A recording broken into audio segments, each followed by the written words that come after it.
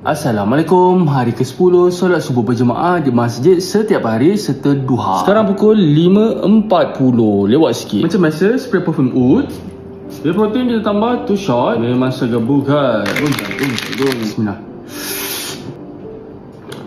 Hari ni tak ada telur sebab semalam kita dah makan banyak. Pagi ni dia kenyang. Seterusnya adalah suplemen.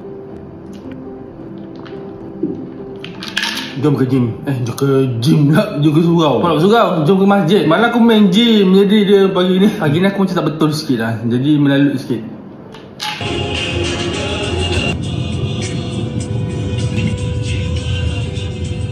Cepat-cepat sampai guys.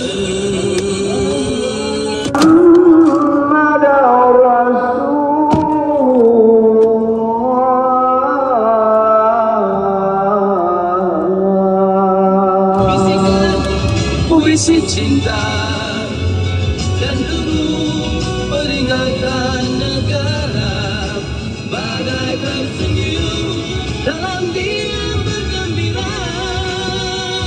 Sekarang pukul 8.50. Jom duha. Alhamdulillah hari ni berjaya. Kita jumpa hari besok, okey?